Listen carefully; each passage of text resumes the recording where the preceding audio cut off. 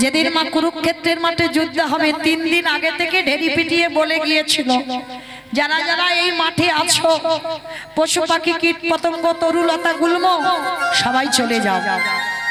3 দিন পরে এখানে শ্মশান হয়ে যাবে, কেউ আর বাঁচবে না। যখন বলে গেল না, ওই গাছের ডালে টুনটুনি পাখি তার 5টা বাচ্চাকে নিয়ে বসেছিল।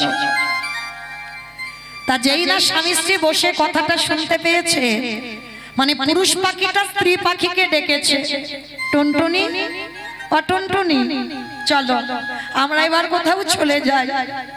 শুনতে পেলে কি বলল, আর 3 দিন পরে যুদ্ধ হবে, পশু পাখি কীট পতঙ্গ মানব দানব সবাই মরে যাবে। আর আমাদের তো ক্ষুদ্র প্রাণ, বলো যদি কারোর পায়ের তলায় পড়ে যায় আমরা মরে যাব।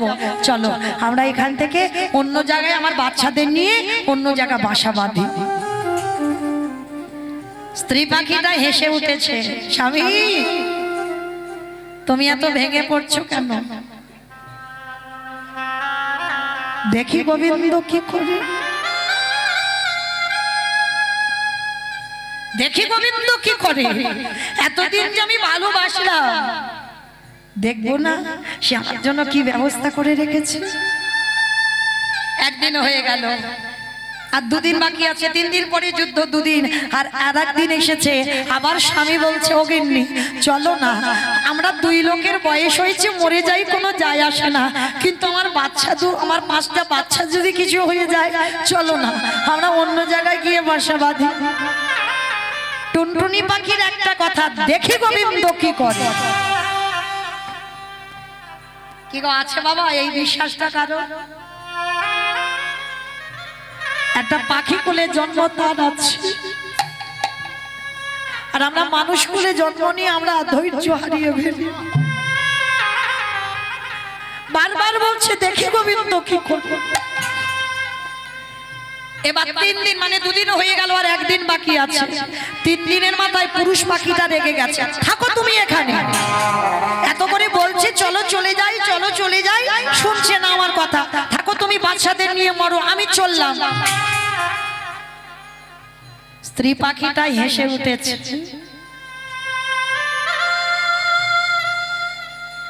তা তো আমি জানি তুমি চলে যাবে, তুমি তো আমার চিরজীবনের নয়। ভালো করে শুনবেন মা, এটাই তো সমাজ শিক্ষা। একটা পাখিদের দ্বারা ভগবান কি শিক্ষাটা দিয়েছে। স্ত্রী পাখিটা বলছে আমি তো জানি তুমি চলে যাবে, কারণ তুমি তোমার 2 দিনের প্রতি, তুমি তো চিরস্থায়ী নও। যাও তুমি চলে যাও, আমি তোমায় ধরে রাখবো না, কারণ যতদিন আমার দেহে যৌবন আছে ততদিন তুমি আছো, তারপরে তুমি চলে যাবে, যাও, আমার কোনো দুঃখ নেই। পুরুষ পাখিটারও মনে কষ্ট হলো, না থেকে যাই। যুদ্ধ শুরু হয়ে গেল, প্রবল যুদ্ধ শুরু হচ্ছে। বড় বড় রথ, বড় বড় হাতি, বড় বড় ঘোড়া সব মরে যাচ্ছে, ধূলিসাৎ হয়ে যাচ্ছে, রক্তের বন্যা বয়ে যাচ্ছে। গাছের ডালে বসে বসে দেখছে 2টো পাখি বাচ্চাদের নিয়ে। আবার পুরুষ পাখিটা বলছে, টুনটুনি ওই দেখো না, বড় বড় রথ, বড় বড় বীর, বড় বড় হাতি, বড় বড় ঘোড়া সব মরে যাচ্ছে, চলো না গো এবার আমরা 5টা বাচ্চাদের নিয়ে এবার তো চলে যাই। টুনটুনি পাখি হেসে উঠে বলল, স্বামী বড় বড় রথ দেখলে, বড় বড় বীর দেখলে, বড় বড় হাতি দেখলে, বড় বড় ঘোড়া দেখলে, আস্তে কই একবারও কি তুমি অর্জুনের রথের সামনে যে দাঁড়িয়ে আছে তাকে দেখতে পাচ্ছ না?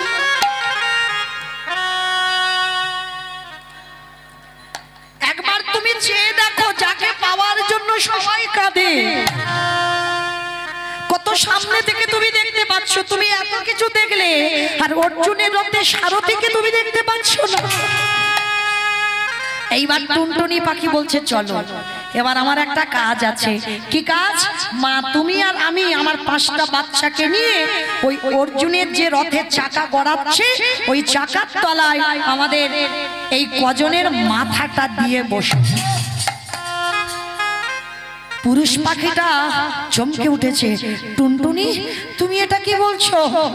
তুমি বলছো আমরা এখন বেঁচে আছি, আমার বাচ্চা বেঁচে আছে, আর তুমি বলছো আমরা মাথাটা দিয়ে বসবো, রথ গেলে আমরা তো মরে যাব। বলে ওটাই তো আমি চাই। স্বামী তুমি বোধহয় জানো না এই জগতের সমস্যা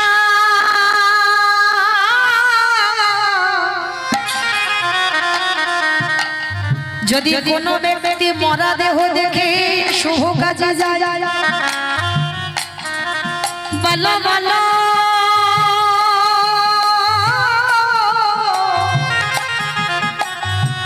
ওই মরা দেহ দেখে কোনো শুভ কাজে গেলে তার দিন নাকি ভালো হয় গো। গো স্বামী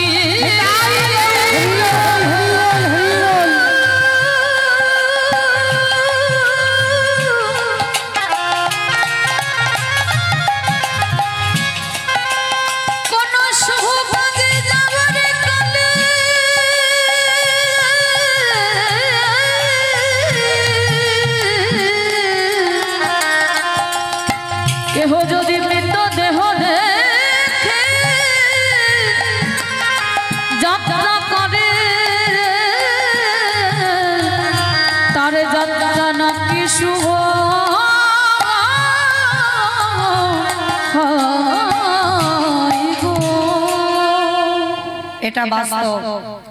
আমরা বলি না মা কোথাও যাচ্ছি যেতে যেতে হঠাৎ যদি মরা দেহ, বলো হরি হরি বল, হা দেখো দেখো গো ওই দেহটা দেখে যদি আমরা শুভ কাজে যাই যাত্রা শুভ হয়। কি মা বলি না? তবে কি সব মরা? আমার কেউ যদি বোতল খেয়ে মরে যায়, সে মরা দেহ নিয়ে যাচ্ছে, দেখে কাজ হবে? তাহলে কোন মরা? কৃষ্ণ ভক্ত যদি দেহ রাখে, এই জিহ্বায় কৃষ্ণ বলতে বলতে ভক্তের যদি প্রাণ চলে যায়, সেই দেহ দেখে যেতে হবে। আর টুনটুনি পাখি বলছে আমি ছোটবেলা থেকে কৃষ্ণ ভক্ত, স্বামী গো আমার মরা দেহ দেখে যদি কৃষ্ণ শুভ কাজে যায়, অর্জুন যদি যুদ্ধ শুরু করে, স্বামী আমি অবশ্যই জানি আমার কৃষ্ণ ওই কাজে গিয়ে জয়ী হবে কবে। যেই না বলেছে একেবারে উড়ে গিয়ে রথের চাকার তলায় বসে পড়েছে।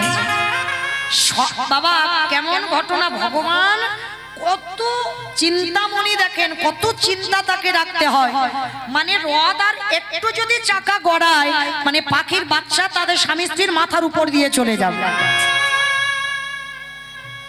আর ভগবানের ভালোর জন্য মাথাটা পেতে দিয়ে আছে।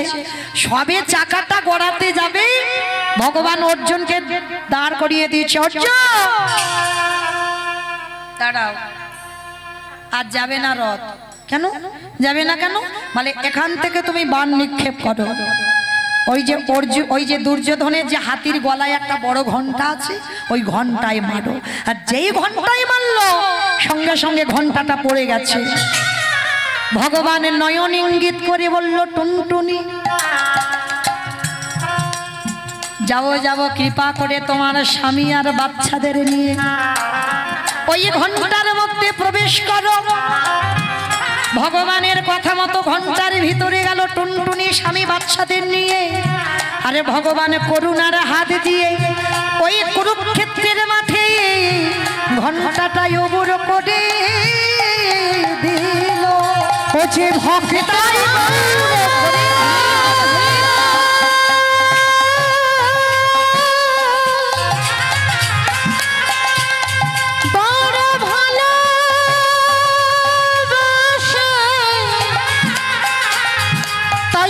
যুগে যুগে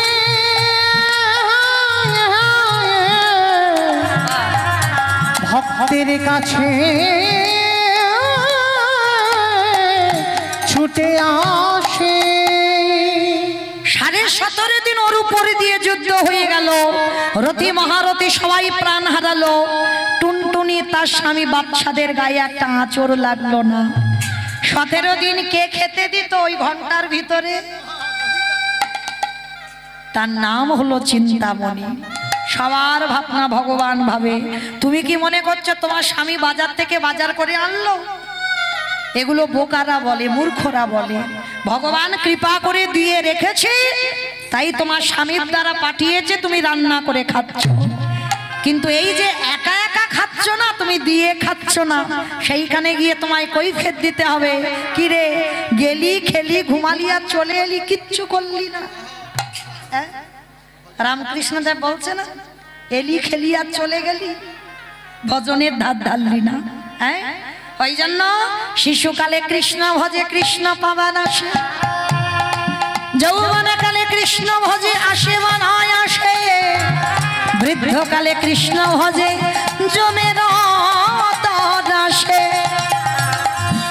সকাল সকাল ভজন করো, বেলা গড়ালে ভজন হবে না, তাই না? বেলা চলে গেলে ভজন হবে না। তাহলে আজকে লক্ষ্য করে দেখেন মা, সেদিন ওই যে পাখিগুলোর খবর কে রাখলো? কৃষ্ণ। যুদ্ধ শেষ, কৃষ্ণ চলে যাচ্ছে।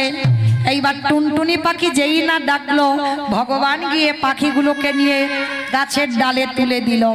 এতটা কথা বলল, গান্ধারীকে বলছে, ও পিসি কিছু বুঝলে? আমার গল্পটা তো আমি করছি না, কৃষ্ণ গান্ধারীকে বোঝাবার জন্য বলল, কিছু বুঝলে পিসি? বলে না বুঝলাম না, মানে মাথা মোটা কিছু বুঝতে পারিনি। বলে পিসি, এই যে একটু আগে বললে কুন্তি আমার পিসি, ওর 5টা ছেলেকে বাঁচিয়েছি, তুমি আমার পিসি নও বলে তোমার ছেলেগুলোকে মেরেছি। তাহলে ভালো করে বলো তো, ওই যে টুনটুনি তারা স্বামী স্ত্রী, ওরা কি আমার পিসি ছিল? ছিল না তো। যেই আমায় যেমন ভাবে ভালোবাসে, আমি প্রেমের কাঙাল, আমি ভালোবাসার কাঙাল। এই জগতে যদি আমায় ডাকার মতো ডাকে, আমি ভগবান হয়ে, আমি আপন পর কোনোদিন ভাবি না, ছুটে গিয়ে ভক্তকে রক্ষা করি। আমি যে ভক্তাই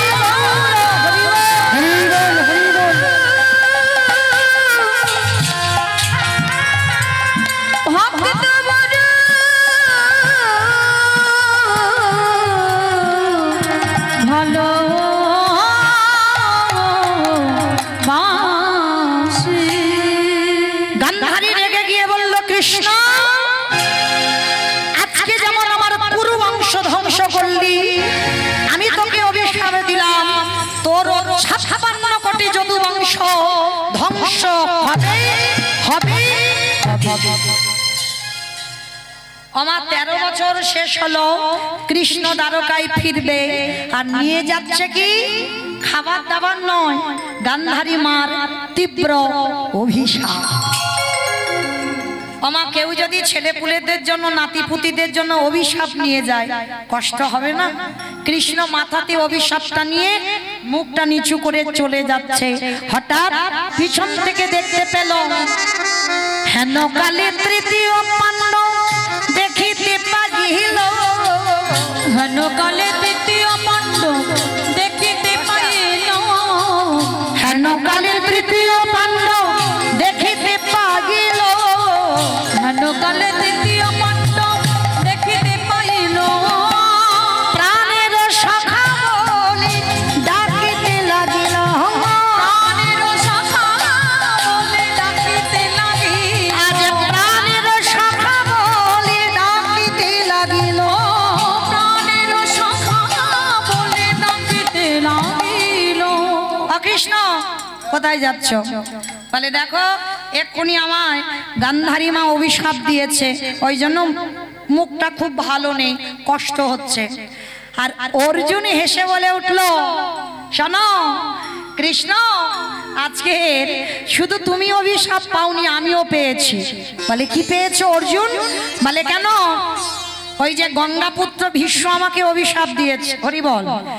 ওই গঙ্গা জননী, ভীষ্ম জননী গঙ্গা আমায় অভিশাপ দিয়েছে যে আজকে আমার ছেলের হাতে নাকি আমার মরণ হবে।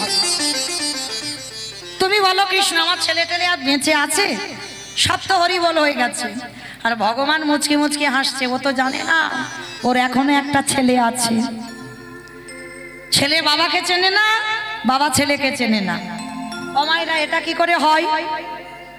হরি বল। দাদা একটু দাঁড়াও, আর একটু পরে দেবেন ভোগটা, 10 মিনিট পরে দেবে, 10 মিনিট পর, 10 মিনিট পর। রাধে। এইবার যেই না বাবা আজকের অর্জুন বলছে বলো কৃষ্ণ আমার কি ছেলে আছে? ভগবান হাসছে আর বলছে ও তো জানে না, ওর মনে নেই ওর একটা ছেলে আছে। হ্যাঁ, তবে ছেলেটা কোথায় আছে সেটা কৃষ্ণ জানে, কিন্তু কি করে আমি সেইখানে নিয়ে যাব? চিন্তায় পড়ে গেল। আর সেই সময় যুধিষ্ঠির বলছে কৃষ্ণ শোনো, আমি অশ্বমেধ যজ্ঞ করব, যজ্ঞটা হয়ে যাক তারপরে তুমি যেও। এবার অশ্বমেধ যজ্ঞ হলো, যজ্ঞের একটা ঘোড়া ছেড়ে দিয়েছে, ঘোড়াটা ত্রিভুবন জয় করবে, আর সেই ঘোড়াটাকে ছাড়িয়ে আনতে হবে। কে যাবে? অর্জুন, তুমি তোমার সখা কৃষ্ণকে নিয়ে যাও। আর যেই আদেশটা দিয়েছে ভগবান মনে মনে করছে এই তো সুযোগ, ঘোড়াটাকে আমি ঘুরিয়ে ঘুরিয়ে সেখানে নিয়ে যাব যেখানে অর্জুনের ছেলে বড় হচ্ছে, আর আমি তো যাব সেখানে অর্জুনের সঙ্গে। শ্রী হরি বলি শুভযাত্রা কইল। উলুধ্বনি মাইরা শ্রী হরি বলি শুভযাত্রা কইল। আজ শ্রী হরি বলি শুভযাত্রা কইল। শ্রী হরি বলি শুভযাত্রা কইল। আহা নানা দেশান্তরে রথে ঘুরিতে লাগিল। আমার নানাদের সন্তানের রথ ঘুরিতে লাগিল। এবারে নানা দেশান্তরে রথ আজি ঘুরিতে লাগিল। নানাদের সন্তানের রথ ঘুরিতে লাগিল। ঘুরিতে ঘুরিতে অশ্ব আইল মণিপুরে। ঘুরিতে ঘুরিতে অশ্ব আইলা মণিপুরে। আবার ঘুরিতে ঘুরিতে অশ্ব আইল মণিপুরে। ঘুরিতে ঘুরিতে অশ্ব আইলা মণিপুরে। ওই অশ্বটা ঘুরতে ঘুরতে ত্রিভুবন জয় করতে করতে মণিপুরে দাঁড়িয়েছে। আজ মণিপুরে দাঁড়ালো, মণিপুরে দাঁড়ালো, মণিপুরে দাঁড়ালো, মণিপুরে দাঁড়ালো। যেই না মণিপুরে এসে দাঁড়িয়েছে আর অর্জুনকে নিয়ে ভগবান ওই মণিপুরে আসছে। কেন? অর্জুনের ছেলেটার জন্ম মণিপুরে হয়েছিল, সেটা অর্জুন জানে না। ও মা, এটা কিরকম গন্ডগোলের ব্যাপার? বাবা ছেলে চেনে না, ছেলে বাবা চেনে না, এটা হতে পারে কোনো দিন?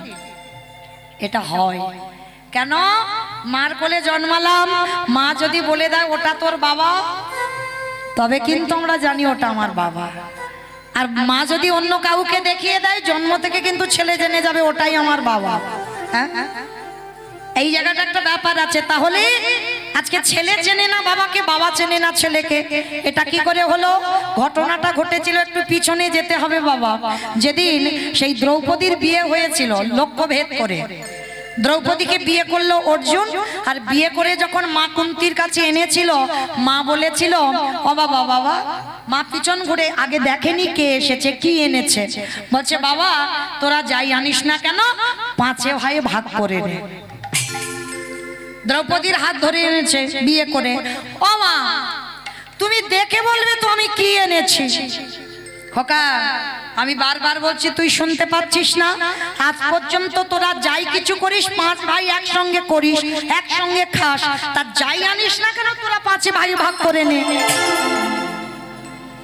2 বার হয়ে গেল, 3 বারের মাথায় অর্জুন বলছে ও মা, তুমি দেখে বলবে তো, তুমি তো না দেখে বলছো। এইবার মা কুন্তি রেগে গেছে। কখন থেকে বলছি যাই আনিস না কেন তোরা 5 ভাই ভাগ করে নে, ভাগ করে নে, ভাগ করে নে। যেই না বলেছে 3 বার বলা হয়ে গেছে, অর্জুন দ্রৌপদীর হাতটা ছেড়ে দিয়েছে। ছেড়ে দিয়ে যুধিষ্ঠির দাদার কাছে গিয়ে বলছে দাদা, মা যখন বলেছে আজকে থেকে কি করব, দ্রৌপদী 5 ভাই। বলি অসম্ভব, এটা কোনোদিন হতে পারে না। কৃষ্ণ এসে হাজির, কৃষ্ণ তুমি তোমার সখা তোমার পার্থকে বোঝাও, এটা কি হয় কোনোদিন? ও তো বিয়ে করেছে লক্ষ্য ভেদ করে, দ্রৌপদীর উপরে আমাদের অধিকার নেই। আর ও বলছে মা না দেখে বলেছে, দেখে হলে তো বলতো না, তাহলে কেন ভুল করছে? ভগবান হেসে বলছে, যুধিষ্ঠির দাদা, মার কথার উপরে তো আমার কথা সাজে না, কারণ দ্রৌপদীর 5টা স্বামী হবে এসব কথাবার্তা হয়ে আছে বাবা আগে থেকে। এ সারা রাতে পুরাবে না বাবা, এই যে আমার 10টা পর্যন্ত আয়ু না, শেষও হবে না, সারা রাতে পুরাবে না, 10টা কেন? তাহলে ভগবান হাসচার বলছে মার কথার উপরে আমার কথা খাটে না। মনে রেখো মা, এটা খুব সত্য কথা, ধ্রুব সত্য। মা যদি মন থেকে একটা কথা বলে দেয় সন্তানকে, সে হবেই হবে, ঘটবেই ঘটবে। তা মা বলেছে, এইবার ভগবান যেই না বলছে, তাহলে মার কথা শিরোধার্য নিতেই হবে তোমাদের 5 ভাই। সঙ্গে সঙ্গে মা সর্বঘাটের কাঁঠালি কলা এসে হাজির। কে বলো তো? নারদ। মানে লাগান ভাগান করে, ও ঠাকুর দেখেছো, বলে তো দিলে একটা স্ত্রী 5 ভাই, কিন্তু এইটা তো বললে না কার কাছে কতদিন করে ভাগাভাগি করে দেবে, এইটা তো তোমাকে বলতে হবে। তা ভগবান বলছে, নারদ এই দায়িত্বটা তো তুমি পালন করো। বলছে শোনো, তাহলে আমি নারদ, আমার কথা হয় না রোদ। যে ভাইয়ের ঘরে দ্রৌপদী থাকবে, দ্রৌপদী থাকাকালীন অন্য কোনো ভাই যদি যায়, তাকে একাকী 12 বৎসর বনবাসী হতে হবে। সমস্ত ভাই শিরোধার্য করলো। আর এই শিরোধার্য করে বাবা কালচক্রের চাকা ঘুরতে ঘুরতে এক ব্রাহ্মণের গরু চুরি হলো, এসে অর্জুনের কাছে কান্নাকাটি বাঁধিয়ে দিল। আর সেই দিন দ্রৌপদী যুধিষ্ঠির ঘরে ছিল, আর অস্ত্র গান্ডীব্য ধনুকটা ওই দ্রৌপদীর কাছে, মানে যুধিষ্ঠির ঘরে ওইখানে গান্ডীব্য ধনুকটা ছিল। আর যখনই ব্রাহ্মণ কান্নাকাটি বাঁধিয়ে দিল, সঙ্গে সঙ্গে ওই অর্জুন প্রবেশ করেছিল যুধিষ্ঠির ঘরে। আর সেই সময় দেখলো যে দ্রৌপদী যুধিষ্ঠির একই ঘরে আছে। আর এই দেখার অপরাধে 12 বৎসর অর্জুনকে বনবাসী হতে হলো। আর একা যখন 12 বছর বনবাস, আর 12 বছর বনে জঙ্গলে ঘুরতে ঘুরতে ঘুরতে ঘুরতে ঘুরতে ঘুরতে 10 বছর কেটে গেল। 10 বছর হয়ে গেল। আর ওই 10 বছরের মধ্যে বাবা আর একটা বিয়ে করে ফেলেছিল। থাক, ওদিকে আর যাবো না, ওদিকে আর গেলে হবে না, যেটা যে বিষয়টা হচ্ছে ওই দিকে যা। হরি বল। তা এইবার 10 বছর হয়ে গেল, বাকি আছে 2 বছর, 12 বছর পূর্ণ হতে 2 বছর বাকি আছে। আর এই 2 বছর একটা জায়গায় গিয়ে একেবারে রাস্তায় বাবা পা দুটো ছড়িয়ে দিয়ে গাছে হেলাম দিয়ে অর্জুন ঘুমাচ্ছে।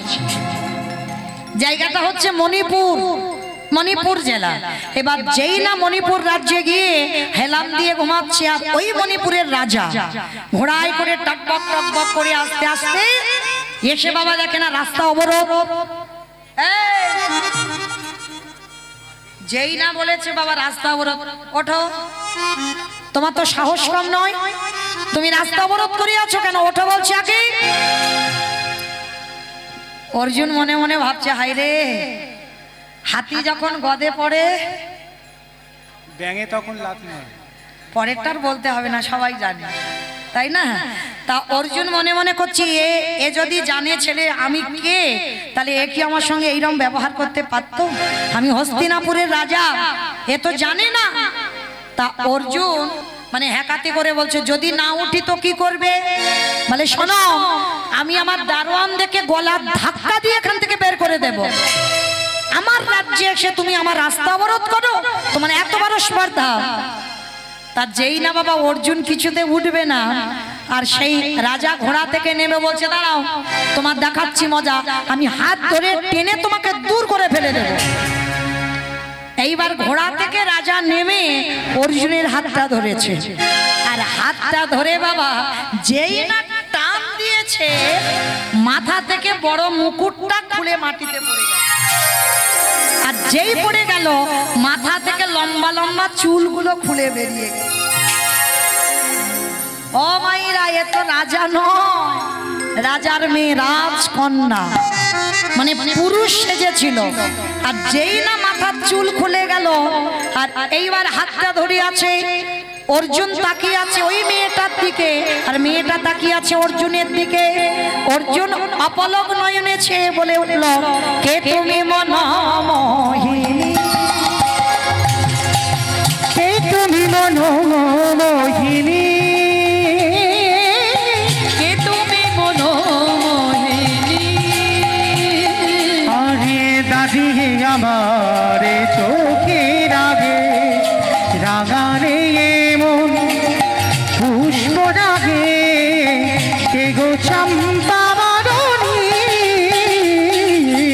কে তুমি মনোমোহিনী,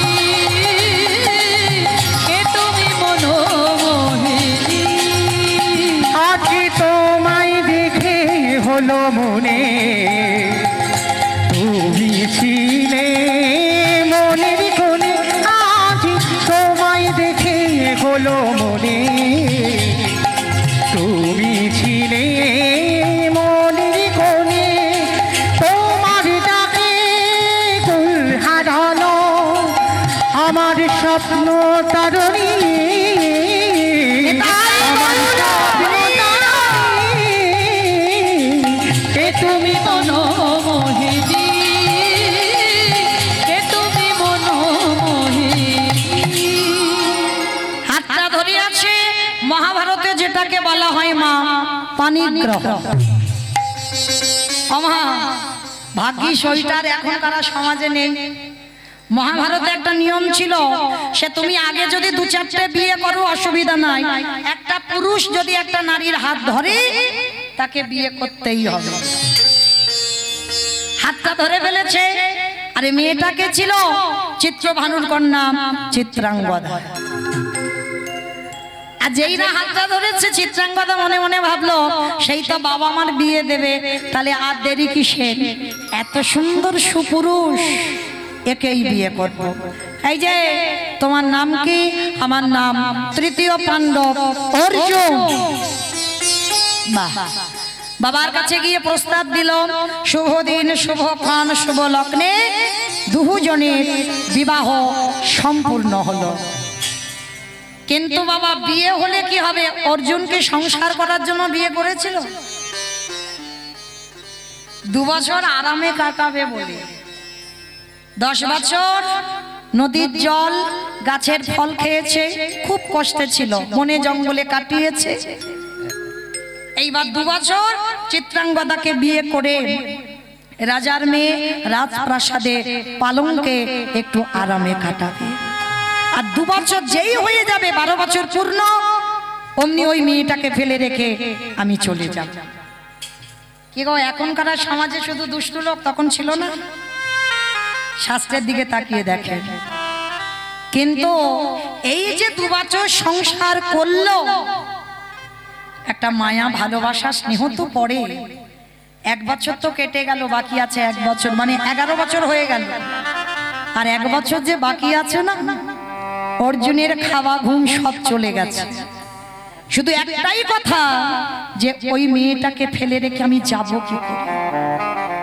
কি বলবো আমি কি উত্তর দেব ওর প্রশ্নে? আমি কেন ওকে বিয়ে করেছিলাম, কি জন্য বিয়ে করেছিলাম, আমি তো বলতে পারবো না।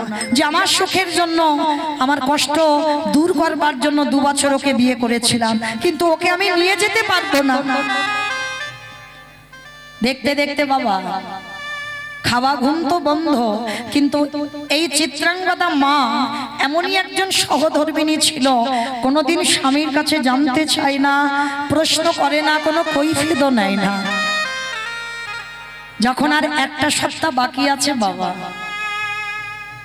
এইবার চিত্রাঙ্গদা একদিন এসে বলছে, স্বামী চরণে প্রণাম করে বলছে, আমি কৈফিয়ত নয়, আমি জীবনে তোমার কাছে কিছু জানতে চাইনি, তবে আমি কদিন ধরে দেখছি তুমি খাও না, ঘুমাও না, সর্বদাই নিরজনে বসে কাঁদো।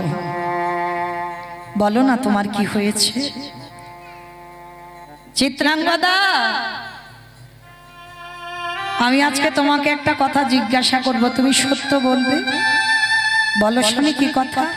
আমি তো কোনোদিন তোমার কাছে কিছু লুকাইনি, বলো তুমি কি জানতে চাও?